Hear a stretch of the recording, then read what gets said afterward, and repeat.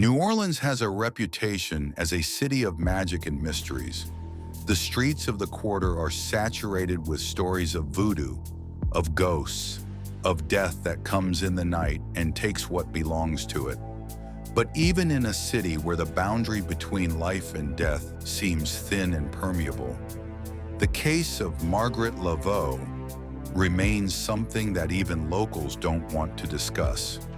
It is a case of a person who was declared dead, buried, and then discovered alive. But what happened after that discovery remains one of the darkest secrets of the city. Margaret Laveau was a 73-year-old woman who lived in an old Victorian apartment in the Creole Quarter. She was a widow, had one son who lived in New York and rarely visited, and had a small circle of friends and acquaintances. People who knew her described her as strange, a woman who spoke of visions, a woman who believed she could communicate with the dead, a woman whom local children feared because she seemed like a witch to them. In August 1989, Margaret became ill. This was not an ordinary illness. It was something strange, something that puzzled the doctors. She suffered from severe seizures during which she screamed in an unknown language. Her body was covered with marks that looked like burns, but doctors could not explain how they happened. Her temperature fluctuated from deadly cold to deadly hot, sometimes within minutes. The doctors at the local hospital were puzzled. They tried to treat her, but nothing helped. She became worse and worse. On the fourth day of her hospital stay, she lost consciousness. On the fifth day, a doctor entered her room and found that she was no longer breathing. Her heart was not beating. She was dead. Officially, she was declared dead at 14:32 on August 20th, 1989. The cause of death was recorded as unknown disease causing multi-organ failure. Her body was taken to a funeral home. Her son was called in New York. The funeral service was scheduled for 2 weeks later. During the preparation of her body for the funeral home workers noticed something strange. When they tried to close her eyes, they would not close. They remained half open, with white sclera visible beneath the half-closed eyelids. When they tried to bend her arms into a natural position, her arms would not bend. They remained straight, pointing upward. When they tried to lay her on her back in the coffin, her body wanted to lie on her stomach. It was as if her body's muscles were tensed, as if she was frozen in a state of tense defiance. The funeral home workers explained it as rigor mortis, but they looked concerned. One of them later said to another, "I've never seen rigor mortis like this. It looks like she was afraid." The funeral took place at St. Louis Cemetery. Her coffin was lowered into the ground. Earth was piled on top. The priest said a prayer. It was over. Margaret Laveau was buried. But this was not the end. This was only the beginning. 3 weeks later, in early September, the cemetery manager noticed that the earth above Margaret's grave had begun to settle. This was unusual. The earth should have settled within the first or 2 weeks, not after 3 weeks.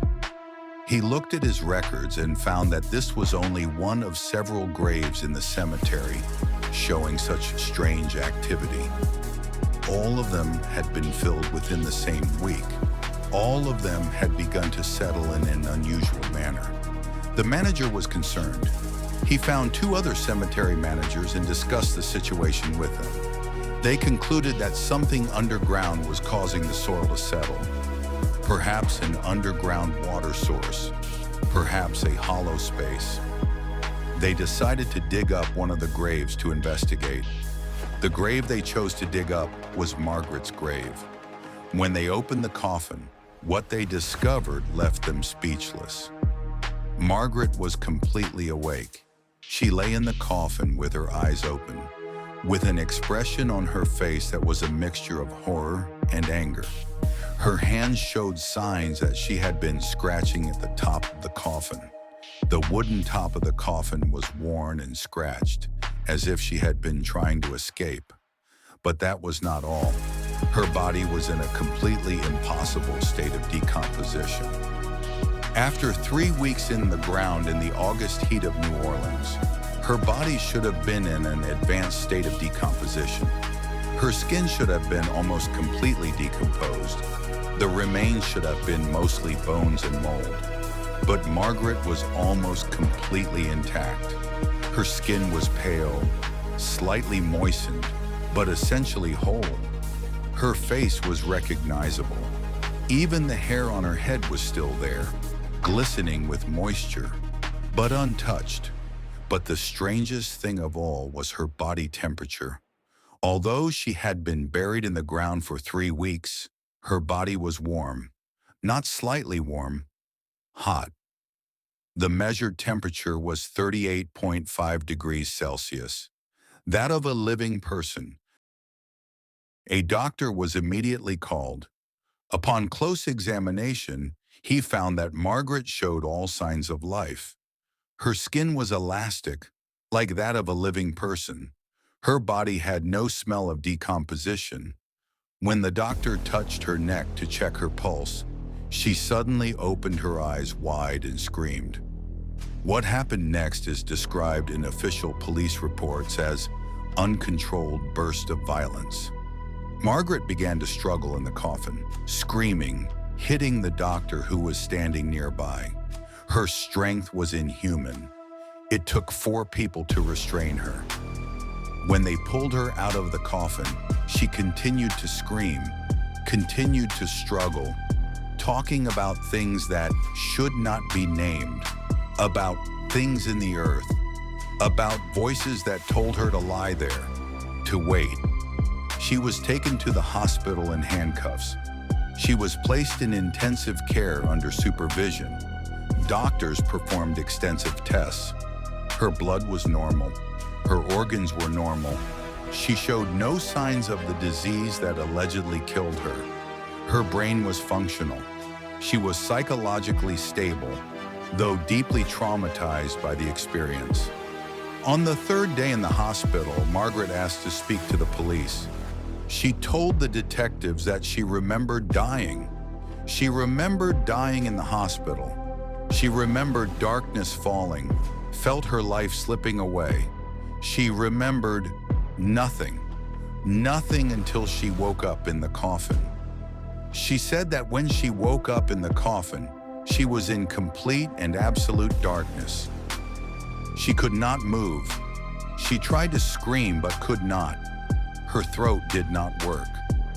She tried to breathe, but it was so difficult. There was little air, stale and thick. And then she heard voices.